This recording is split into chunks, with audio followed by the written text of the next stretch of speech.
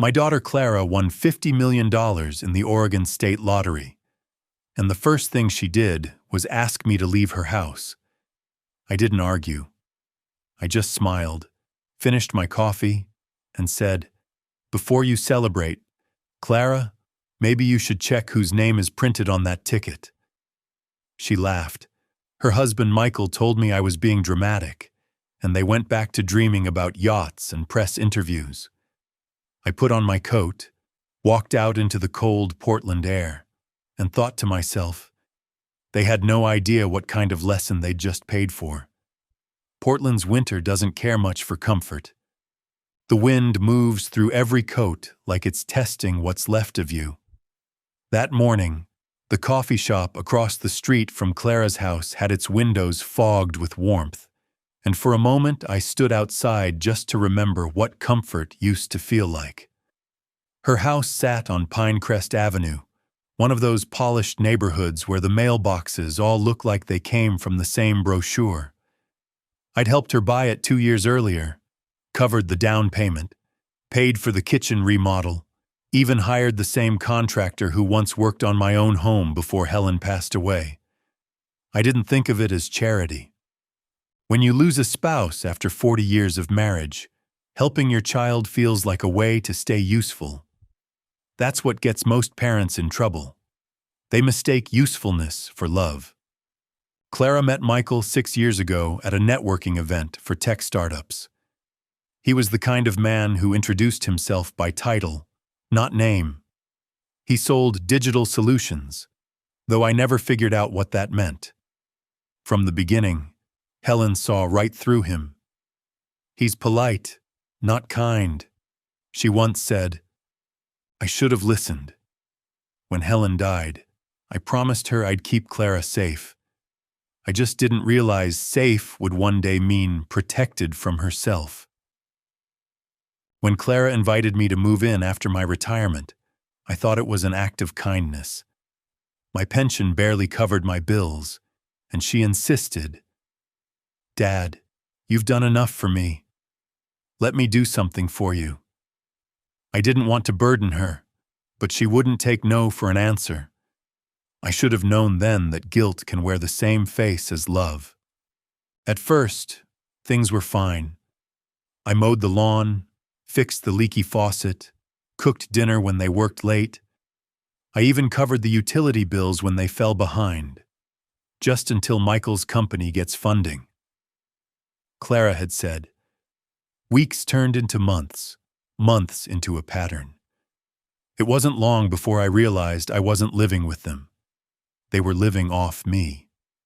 Michael started making small jokes that carried sharp edges. "You're the best roommate we've ever had," he'd say when I paid the electric bill. "You come with free maintenance." Clara would laugh awkwardly, then look away. It's strange how silence can start to sound like consent. One evening, while we were watching the local news, the anchor announced the Oregon State Lottery jackpot had climbed to $50 million. Michael chuckled and said, "Clara, maybe we should buy a ticket. Imagine never having to argue about money again." She turned to me and smirked. "Dad, why don't you pick one up for us tomorrow? You always say luck skips a generation." I smiled and said I'd think about it. The next day, I stopped by the corner store near downtown, the one run by Liam Brooks, a quiet man with kind eyes who always asked about my health. "Big jackpot this week," he said as he rang up my groceries. I nodded. "3 tickets, please. 1 for my daughter, 2 for me." He grinned. "Sharing luck, huh?" "Trying to," I said. "But we'll see who it likes more." That night, I handed Clara her ticket. She laughed, waved it in the air, and said, "If I win, you can finally stop worrying about bills." Michael added, "If we win, we'll make sure you're comfortable, old man." He meant it as a joke. But there was always something behind his jokes. something measured, rehearsed, like cruelty practiced in front of a mirror. A week passed. Life went on. Bills, errands, quiet dinners where no one looked each other in the eye. Then came the night of the drawing. Clara poured wine, Michael ordered takeout, and we sat in the living room watching the numbers appear one by one. I remember the sound she made when she realized. It wasn't a scream. It was a gasp of disbelief turning into possession. Michael dropped his glass. They both stared at the ticket in her hand like it was a newborn child. I watched quietly as the room filled with their excitement, their plans, their new vocabulary of entitlement. I tried to speak once, to remind them that the ticket had my handwriting on it, that the purchase receipt was still in my wallet. But Michael just laughed and said, "Relax, Robert. We'll take care of you." He was half right. They did take care of me, just not the way I expected. The night they won, the air in that house changed. It was subtle at first, like a scent you can't name but know doesn't belong. The sound of the television faded beneath Clara's laughter. Michael grabbed her by the waist, spinning her around the living room, both of them shouting numbers like gospel. 50 million. 50 million. The phrase filled the room the way arrogance fills silence. I sat back in my chair, watching the two of them dance in a circle I no longer fit into. They didn't look at me. They looked through me, like I was furniture that had outlived its use. When the celebration slowed, Clara turned to me, cheeks flushed, eyes glowing with disbelief. "Dad," she said breathlessly, "can you believe it? We're rich." I smiled faintly. "Seems that way. Congratulations." Michael poured champagne into 2 glasses and raised one toward me. "To new beginnings," he said, and clinked it against Clara's. He didn't pour me a drink. They started talking about all the things they'd do. The house in California, the Tesla, the vacations, the quiet retirement they'd give me. Each promise sounded rehearsed, like they'd been waiting for this moment to become better versions of themselves. But greed doesn't create better versions. It just gives people permission to stop pretending. "Dad," Clara said after a while, "you don't have to worry anymore. We'll handle everything now." "I wasn't worried," I said. "I mean, you've done so much already. You deserve to rest." There was a kindness in her voice, but it was the kind you use to end a conversation, not start one. Michael chimed in. "Actually, speaking of that, we were thinking, maybe it's time you had your own space again. You know, privacy, freedom." "Freedom," I repeated. "That's one word for it." He smiled like a man trying to appear reasonable. "You've lived with us long enough, Robert. We'll make sure you're comfortable, maybe get you a small place, something modest." "I see," I said, setting my cup down. "So I should pack my things." Clara frowned. "Dad, don't make it sound cruel. We just want a little breathing room. You'll understand when you see the new house. You'll have your own guest room and everything." "I had one," I said quietly. "I just didn't realize it came with an expiration date." The silence that followed was long enough to make the champagne bubbles sound loud. I could feel the distance forming, not a wall, but a void, something invisible that swallows the parts of love you forget to protect. Clara reached out to touch my arm. "Please don't be upset. You always told me to chase opportunity." "I did," I said. "I just didn't think the first thing you'd chase would be me out the door."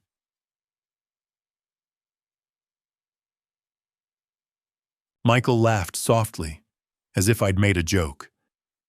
"You'll thank us one day," he said. "You can finally live on your own terms." "I've been doing that," I replied. "Well," he said, sipping his drink, "now you can afford to."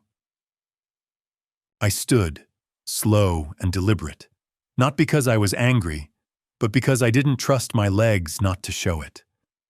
"Before you celebrate," I said, "maybe you should check whose name is printed on that ticket." Michael raised an eyebrow. "What's that supposed to mean?" "Nothing," I said. "Just good accounting." Clara rolled her eyes. "Dad, please, don't start. You always have to make everything complicated." I smiled. "No, Clara. Life's already complicated. I just pay attention." I went to my room, packed a small suitcase, folded my shirts the way Helen used to, and placed her photo on top. When I came back out, they were still sitting on the couch, heads bent over the ticket like worshippers at a new altar. "I'll be gone by morning," I said. Clara didn't look up. "You don't have to be dramatic."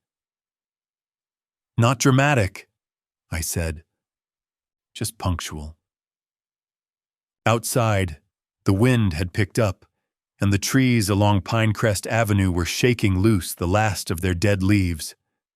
I loaded my bag into the car and stood for a moment, looking back at the house, warm lights, laughter, the faint echo of a future that no longer included me. It's strange how fast a home becomes a stranger. One minute it holds your memories, the next, it holds your replacement. I started the engine. As I drove away, I caught my reflection in the rearview mirror, calm, steady, expressionless. Not a man broken, just a man done pretending not to be awake. The motel room smelled like disinfectant and resignation. A single lamp flickered above the nightstand, throwing a tired light across the small table where I'd laid out my wallet, phone, and the 3 lottery tickets. One of them, Clara's, was creased, smudged with her lipstick from the night before. The other 2, neatly folded, bore my handwriting. I took a deep breath and opened my laptop. The Oregon Lottery website was still displaying the winning numbers from last night's draw: 17, 24, 33, 48, 52, Powerball 9. My eyes moved slowly down each line of the tickets until the second one matched. Perfectly. Every single number. My pulse didn't spike. My hands didn't shake. I just sat there, the quiet growing around me like insulation. For a moment, I thought about calling Clara, telling her she'd made a mistake, that the win wasn't hers. But then I remembered her voice, cold, casual, dismissive. "Don't be dramatic, Dad." I closed my phone instead. Some lessons, I decided, have to cost something to be remembered. I grabbed a pen from the motel desk and wrote on the back of the winning ticket: "Purchased by Robert Hale, December 14th, at Brooks Market, Portland." I dated it, signed it, and slipped it into a plastic sleeve from my travel folder. Then I photographed it under the lamp, front and back, sent copies to my private email, and backed them up on a flash drive. The process felt mechanical, clinical, almost sacred. Next, I called Liam Brooks, the man at the store. He picked up on the second ring. "Mr. Hale," he said, "did one of your tickets hit?" "I believe so," I replied, "and I may need your memory of that day soon." "I remember clearly," he said. "You bought 3, wrote your name on 2 of them right here." "That's what I thought," I said quietly. "Thank you, Liam. Keep the receipt file. You'll be hearing from my lawyer. When the call ended, I looked at the ticket again. $50 million.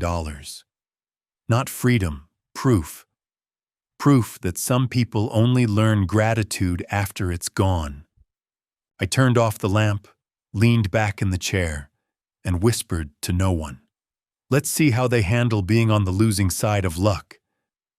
They found me faster than I expected. By noon the next day, the motel phone rang, and when I didn't answer, pounding started at the door. I opened it halfway. Clara stood there in a coat too thin for the cold, her face red from anger or shame. It was hard to tell which. Behind her, Michael loomed like a shadow that had learned to talk. We need to discuss something, he said sharply. Now. I stepped aside. By all means. They walked in without invitation, scanning the small room as if searching for evidence of guilt. Clara's eyes landed on the table, the open laptop, the papers, the tickets. Her voice cracked. You took it, didn't you? I didn't answer. I poured coffee instead. Michael pointed toward the ticket sleeve. That one. That's our ticket. Whose name is on it? I asked, calm as the steam rising from my cup. That doesn't matter. Clara snapped. You only bought it because I gave you the $5. It was my idea. I smiled faintly. Then I suppose you should have written your name on it, too. Her hands trembled. Dad, this isn't right. You're stealing from us. No, I said quietly. I'm keeping what's mine. Michael took a step closer, his tone dropping to threat. You're an old man living on borrowed time. Do you really want to fight us on this? We'll make sure everyone knows what kind of person you are. I think they already do, I said. But that's the problem. He glared. We'll go to the police. Good, I said, sipping my coffee. Bring them. Maybe they can explain property law better than I can. Clara's eyes filled with tears, anger, confusion, maybe regret. We're family, she said softly. See, how can you do this to your own daughter? I looked at her then, really looked. The same child who once ran barefoot through our backyard, who used to bring me wildflowers and call them treasures. Now she stood there measuring love against money.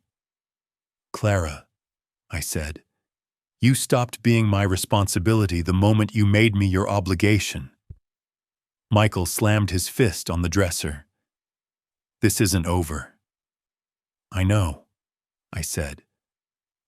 It's just beginning. He turned toward the door, muttering curses, but Clara hesitated. Dad, she whispered, please, don't do this. We can share it. Half. Just don't ruin us. I finished my coffee, set the cup down gently, and said, You already did that part. She stared at me for a long moment before following him out. The door slammed hard enough to rattle the frame. When the room went quiet again, I sat down, listening to the hum of the old heater. It sounded like applause from somewhere very far away. I knew they'd go public next, that they'd weaponize pity, spin their story until strangers believed it. But that was fine. Let them. People like Michael build their kingdoms on perception. All I had to do was wait for gravity to do its work. It took less than 48 hours for the world to turn upside down. I woke up to 12 missed calls and a headline that used my name like a weapon. Ungrateful father steals $50 million lottery ticket from daughter. The article came from a local Portland paper, the kind that thrives on gossip wrapped in morality. The photo was old, probably pulled from Clara's social media, Me and her at Helen's memorial, my hand on her shoulder, my eyes half closed. The caption read like a eulogy for my reputation. I read every line twice, slow and calm. There was no mention of whose name was on the ticket, no mention of the receipt, no mention of Liam at the store. Just a carefully built story about a bitter old man who couldn't handle his daughter's success. The reporter quoted, "Sources close to the family." I didn't have to guess who they were. I made another pot of coffee, sat at the small motel table, and let the noise outside the window fade into static. This was the part where most people would panic, shout, deny. I wasn't most people. I'd spent 40 years managing engineers, budgets, and egos bigger than office buildings. You don't survive that long without learning one thing. Chaos always overestimates itself. I took out a legal pad, wrote one word at the top in capital letters. Documentation. Beneath it, I listed what I had. Receipts from Brooks Market, time-stamped purchase history, photos of the ticket, the signed sleeve, emails sent to my private archive. Then I added what I still needed: witness statement from Liam, affidavit from my lawyer, and a copy of the store's CCTV footage. By noon, the plan was clearer than coffee. Revenge wasn't about punishment. It was about presentation. I called Liam first. He sounded hesitant at the start, then firmed up when he realized I wasn't asking. I was organizing. "Mr. Hale," he said, "I still have the transaction log. You wrote your name right in front of me. I'll back you up." "Keep everything," I said. "And Liam, don't talk to anyone else. If someone asks, refer them to my attorney." He agreed. Next, I called Rachel Moore, my lawyer from years ago. She'd handled my retirement trust after Helen passed. "Robert," she said, her voice steady. "I was expecting a call, but not this kind." "I've been accused of grand larceny," I said. "By my own daughter." There was a pause. Not shock, just professional processing. "Do you have proof?" "Enough to make a banker cry." "Good," she said. "Then let's start quietly." Within 2 hours, she'd emailed me a list of actions: notarized affidavit of purchase, witness statement from the clerk, chain of custody record for the ticket, and a cease and desist notice ready for the Chronicle's editor. "Don't release anything yet," she said. "Let them build their story higher. It'll hurt more when it falls." I smiled. That was why I liked Rachel. She understood engineering. Even moral structures collapse under bad design. That night, another article came out. This one was worse. A full-blown interview with Michael, filmed in their kitchen. He sat beside Clara, his hand over hers, pretending to be the picture of decency. "We just want him to get help," he said to the camera. "He's confused, angry. He's not the man he used to be." The clip went viral. Thousands of comments poured in. People calling me a thief, a manipulator, a disgrace. I didn't read them. I didn't need to. Lies always sound loudest right before they die. I saved the video anyway, downloaded the transcript, logged the URL in my evidence folder. Every insult was another brick in my foundation. 2 days later, Rachel called again. "It's time," she said. "We have everything we need. Witness, receipts, legal record, timestamps, even your signature metadata. We'll file Monday." "Good," I said. "But not before they've had their dinner." "Dinner? They're hosting a celebration this weekend," I said. You'll see it on the news. They think it's over. Rachel sighed. Just don't give them anything they can use. Don't worry, I said. I'm not going to fight them. I'm going to educate them. When the call ended, I opened my notebook again. On the first blank page, I wrote in neat block letters, the demonstration. Beneath it, 1. 12 binders. 2. 1 invitation. 3. No shouting. 4. No mercy. The rest of the night, I printed documents, organized them by category. Financial proof, legal proof, moral proof. The printer hummed like a metronome of justice. When I finished, the table was covered in pages. 5 years of generosity turned into evidence. I sat there for a long time, staring at them. They looked clean, honest, undeniable. I placed the ticket on top, sealed everything into 12 red folders, and whispered to the empty room, "You wanted the spotlight, Michael.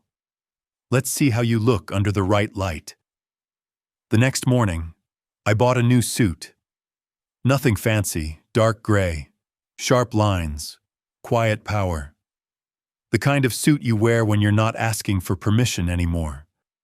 Saturday came dressed in lights and arrogance. The Turner's house glowed like a trophy. Cars lined the driveway. Laughter spilled through the windows. I parked 2 blocks away, the 12 red folders stacked neatly in the back seat. Each one weighed about a pound, but it felt like carrying 5 years of misplaced loyalty. I walked the rest of the way, slow and steady, letting the winter air do what anger never could, keep me sharp. When I reached the door, music was playing, something expensive and forgettable. Through the glass, I saw faces I recognized from photographs. Michael's business partners, Clara's friends, the same people who had once called me sweet old Robert. Funny how generosity turns invisible once it stops paying the bills. I rang the bell. The sound cut through the laughter like a blade. Clara appeared first, her smile freezing when she saw me. "Dad?" she said, voice uncertain. Behind her, Michael's expression turned to irritation. "Robert, this really isn't—" "It is," I said, stepping past them. "I brought gifts." The room went quiet. Conversations stumbled mid-sentence. A dozen eyes watched as I placed the box on the table beside the champagne tower. 12 gifts, I said.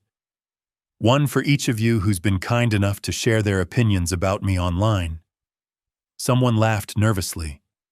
I opened the box, pulled out the first folder, and set it on the table. "This," I said, "is the transaction record from Brooks Market, dated December 14th, 9:32 a.m. It shows 3 lottery tickets purchased. 2 signed by me, 1 unsigned.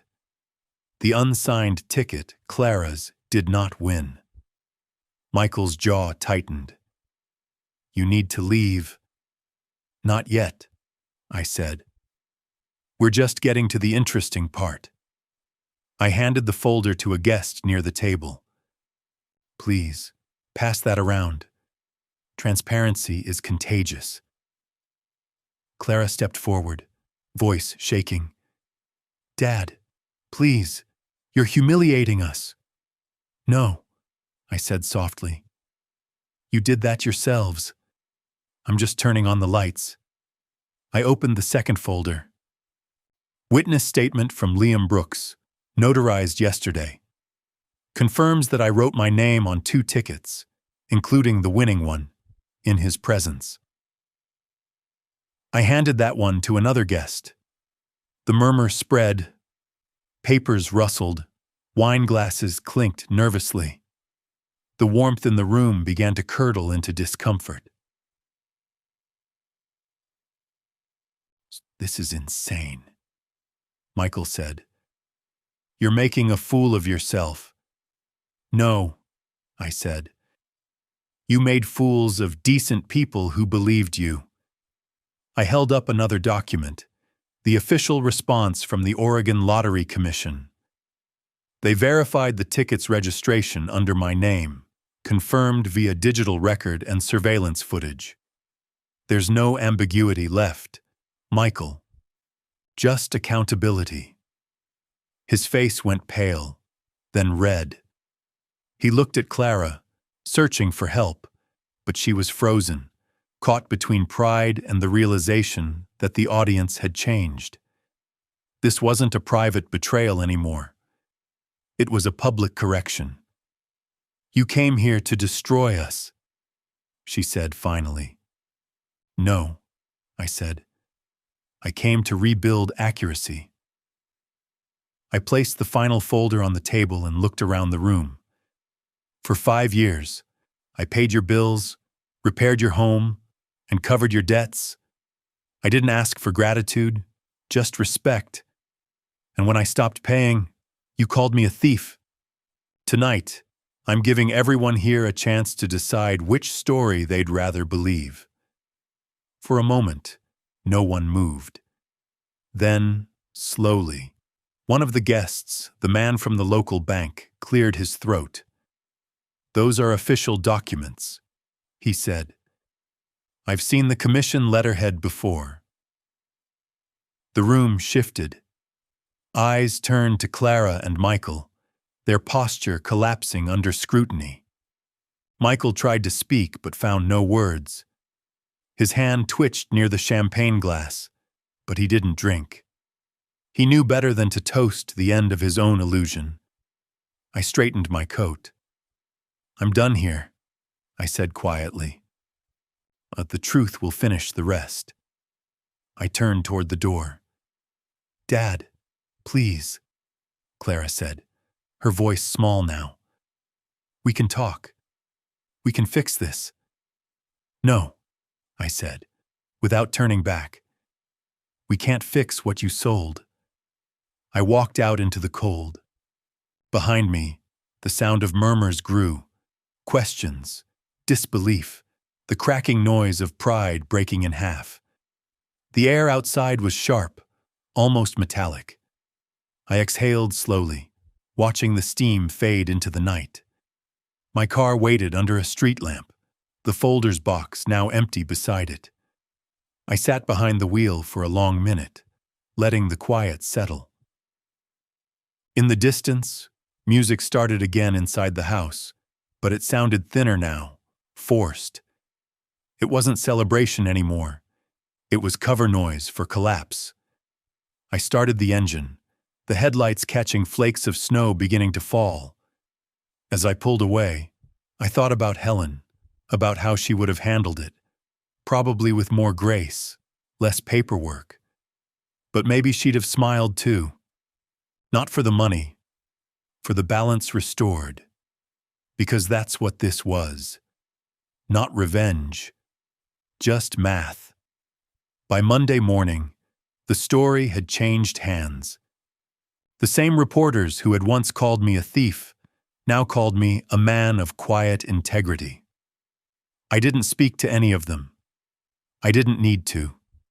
The evidence spoke better than I ever could. The photos from the dinner started circulating, guests whispering, papers being passed around, Michael's face turning pale. Someone had recorded the entire exchange on their phone. Within hours, it was online. The headline read, "Lottery Scandal Turns Upside Down. Father was right all along." By noon, the Chronicle issued a correction buried between advertisements, but it was enough. The comments flipped, sympathy shifting like a tide finally finding the right shore. I watched it happen in silence, coffee in hand, television muted. The irony wasn't lost on me. The same audience that had crucified me last week was now building me a monument. That's the thing about public opinion. It doesn't change. It just recalculates. Michael tried to reach me first. He called from an unknown number, his voice low and desperate. "Robert, we can settle this quietly. We'll apologize. We'll return what's left." I listened, said nothing, and hung up. Clara called later that evening. She didn't sound angry anymore, just hollow. "Dad, please, people are turning on us. The company's cutting ties. They're saying we defrauded you." I took a slow breath. "You didn't defraud me, Clara. You educated me." There was a pause, the sound of her crying softly. "You were right," she said. "We lost everything." I looked out the window. Snow again. Portland's winters always found a way to look beautiful after destruction. "Maybe that's what it took," I said. "To learn the difference between money and value." She whispered, "Can you forgive us?" I thought about it for a long time before answering. Forgiveness is easy. Rebuilding respect takes time. Start there. Then I hung up. I didn't need to say more. Some silences teach better than lectures. Over the next week, their names flooded the news again, only this time as cautionary tales. Michael's startup froze his funding. Sponsors backed out. A pending lawsuit was filed by one of his investors. Clara's social media went dark. Their mansion on Pinecrest Avenue sat half empty, lights off, curtains drawn. Neighbors stopped waving. In the same papers that had once praised their good fortune, new phrases began to appear. Hubris, entitlement, moral collapse. I didn't celebrate. It wasn't victory. It was gravity. Rachel called the following Friday. "Everything's finalized," she said. "The funds have been transferred to the foundation account. The paperwork's clean." "Good," I said. "No names on it?" "Just yours," she said. "But I can keep it anonymous if you want." "Make it quiet," I said. "Let the work speak." She paused. "You know, you could have taken all of it, bought something for yourself. A house, a car, anything." "I already bought something," I said. "It's called peace." That weekend, I visited the foundation office downtown. It was small, simple, 3 desks, 1 filing cabinet, a sign on the door that read, "The Helen Hale Trust," named after the woman who once taught me that kindness only works when it doesn't expect applause. The first grant went to a family 2 hours south, a man raising 2 kids after losing his job. I read the application twice. It was honest, simple, real. "Send it," I told the clerk. She smiled. "Anonymous donation." "Always," I said. By mid-February, the noise had died down. The public found new scandals, new villains. The world's attention span is merciful like that. I lived quietly in a small apartment near the river. Morning coffee, evening walks, books stacked on the kitchen table. Every now and then, a letter arrived from the foundation's recipients. Thank you notes from people I'd never meet. They always ended the same way.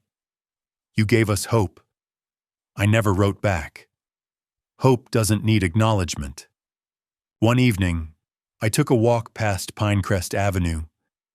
Their old house looked smaller than I remembered. For a moment, I thought I saw movement through the window. Clara, maybe, sitting alone, the TV flickering across her face. I didn't stop. Some ghosts don't need revisiting. When I got home, I poured a drink and looked at the framed photo of Helen on my desk. Her eyes still carried that quiet authority that used to keep me honest. "It's done," I said softly. "They've learned." The heater hummed behind me, the same steady rhythm I'd come to associate with closure. The next morning, I woke before sunrise. The city was still. No calls, no headlines, no noise. I brewed coffee, opened my notebook, and wrote one line under the last page. "Justice is balance, not noise." Then I closed it, turned off the light, and let the quiet finish the sentence for me. It was early March when I decided to write her. The city was still cold, the kind of cold that reminds you you're alive only because you can feel it. I made coffee, cleared the table, and took out a single sheet of paper. No draft, no outline, just truth. I wrote her name at the top, Clara, and paused for a long time. The word still felt like a memory, something you handle carefully so it doesn't fall apart in your hands. The pen moved slow, deliberate. "I'm not writing to reopen anything," I began. "I'm writing to close it properly." The sound of the pen scratching paper was steady, like the heartbeat of something that refuses to die quietly. "You once told me I didn't understand what it meant to move on," I wrote. "Maybe you were right. But moving on and walking away aren't the same thing. One forgives, the other remembers where the pain started and chooses not to live there anymore." I stopped to sip my coffee, watching the steam drift upward. I could see Helen's reflection in the window, the way she used to look when she was thinking, not speaking. She would have told me to be kind, but she also would have told me that kindness without boundaries is just permission wearing perfume. I continued writing.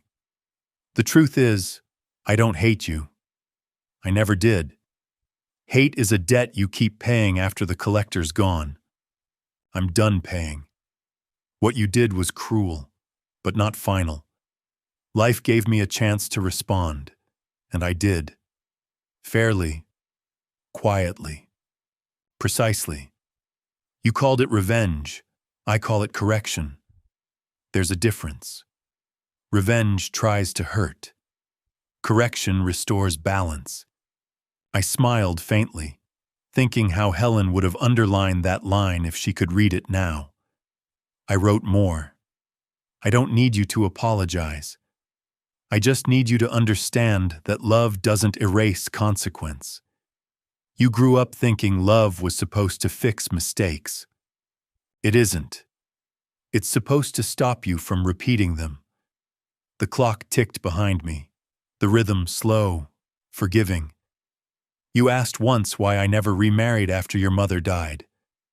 The truth is, I didn't need another person to make life complete. I needed silence to remember how to live with myself. That silence taught me more about love than words ever did. It's teaching you now, too, though you don't know it yet." I paused, looked at the photo on the wall, Helen and Clara, summer of 1994, standing in the garden. Both smiling, both unaware of how short forever really is. "You inherited her smile," I wrote. "But somewhere along the way, you started borrowing other people's ambition. I hope you return it someday." "It doesn't fit you." I leaned back, let out a breath I hadn't realized I was holding. The air felt lighter after that.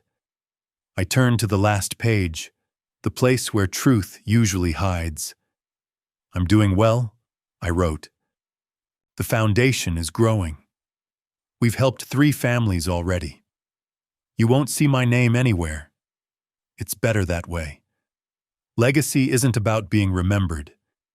It's about not being needed." I hesitated, then added one last line. "When you're ready to visit, come as a person, not as a daughter. I'll greet you as an equal, not as a father. That's how real love works. It outgrows the titles." I signed my name simply. Robert. No, Dad. Just the man she'd once trusted before money made her forget what trust looked like. I folded the letter, slipped it into an envelope, and sealed it shut with the same care you give a wound you know will heal. But slowly. I didn't mail it. I placed it in the drawer next to Helen's photo and the last checkbook I ever used. Some messages aren't meant to travel through the post office. They travel through time, waiting for the right silence to arrive. That night, I sat by the window, whiskey in hand, watching the river lights shimmer through the fog. The world outside didn't look cruel anymore, just busy, indifferent, exactly as it should be. I thought about Clara, about the weight of her mistakes, and realized I didn't want her to suffer forever. I just wanted her to remember. That's what revenge becomes when it matures. It stops needing an audience. It just asks for memory. I finished my drink, placed the glass beside the letter, and whispered softly, "You're forgiven, but not forgotten." The next morning, I walked to the park near my apartment. The air smelled of wet cedar and thawing earth. I sat on a bench under a new tree planted by the foundation. No plaque, no name, just wood, shade, and purpose. A boy and his mother passed by. She smiled. I nodded. That was enough. The city hummed around me, alive, self-correcting. I closed my eyes and let the sound settle into me. It wasn't peace exactly. It was balance. And balance, I've learned, is the quietest kind of justice. Spring arrived quietly, without asking for permission. The snow melted from the rooftops, and the streets of Portland began to hum again with that restless sound of life moving forward. I started waking earlier, not because I had to, but because I wanted to watch the sun crawl through the fog. There's something honest about dawn. It never rushes. It just insists. The world doesn't wait for anyone, but it always leaves space for those willing to start over. The foundation kept me busy. Each week, Clara's name crossed my mind less and less, not because I stopped caring, but because the wound had turned into a scar, a proof of survival, not of pain. The Helen Hale Trust was growing faster than I expected. Rachel sent monthly reports, all neat and efficient. "You're doing good work," she said once. I told her I wasn't doing anything new, just redistributing what life took too much of from me and gave too little to others. Balance. That was the word that kept coming back. Everything now revolved around balance. In April, I moved into a small house near the edge of Forest Park. Nothing extravagant. 1 story, 2 bedrooms, a porch that faced the trees. The kind of place that doesn't make you feel rich or poor, just right-sized for the soul. The first thing I planted was a maple tree in the front yard. It was still small, thin, uncertain. I figured it would grow just fine, like all things left alone long enough to find their purpose.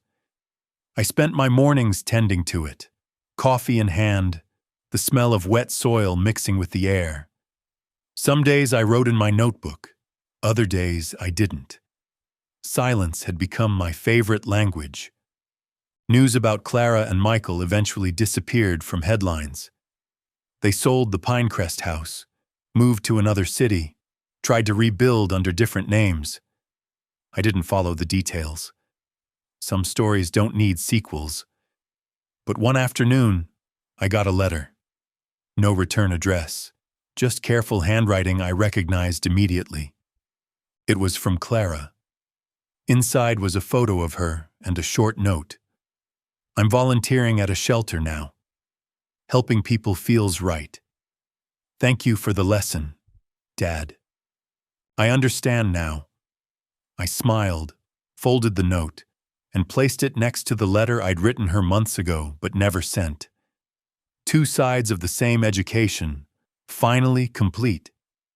That evening, I sat on the porch with a blanket over my knees, watching the sun dip behind the trees. The maple's leaves were starting to bud, tiny green promises against the fading light. I thought of Helen, of her hands in the garden, her laughter echoing off the kitchen tiles. I imagined her sitting beside me, that same patient smile she wore whenever life proved her right again. You see? I could almost hear her say, and everything finds its level eventually. She was right.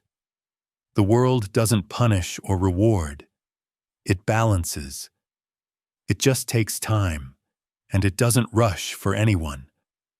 I finished my tea, stood up, and walked down to the small park a few blocks away. The foundation had funded a row of benches there, simple wooden ones, no names carved, no plaques. People sat on them every day without knowing who built them, and that was exactly how it should be. I found an empty one under an oak, sat down, and closed my eyes. The city breathed around me. Somewhere a child laughed, a dog barked, a train horn drifted through the distance. Ordinary sounds. The kind that make you realize peace isn't the absence of noise. It's the ability to live among it. I thought about everything that had happened. The betrayal, the lawsuit, the dinner, the silence that followed. It didn't feel like a story of revenge anymore. It felt like restoration. The scales had leveled, not by force, but by truth. And truth, I've learned, doesn't need to shout. It just waits until the noise exhausts itself. As the sky darkened, I whispered something Helen once told me, the last thing she said before she passed. Forgive, but don't forget where you stood when you had to. Back then, I didn't understand it. Now, I lived by it. When I got home, the maple tree swayed gently in the evening wind, its branches tracing quiet patterns against the fading blue. I locked the door, turned off the lights, and sat by the window one last time before bed. The city lights flickered like distant campfires, each one a reminder that people are out there still learning, still breaking, still rebuilding. And maybe that's all life ever was, a long series of lessons disguised as seasons. I picked up my notebook and wrote the final line under everything else. Justice doesn't roar. It remembers. Then I closed it, placed it beside the photograph of Helen, and smiled. Not because I'd won, but because I'd finally stopped keeping score. Outside, the wind moved through the trees, soft and even, like the sound of balance settling into place.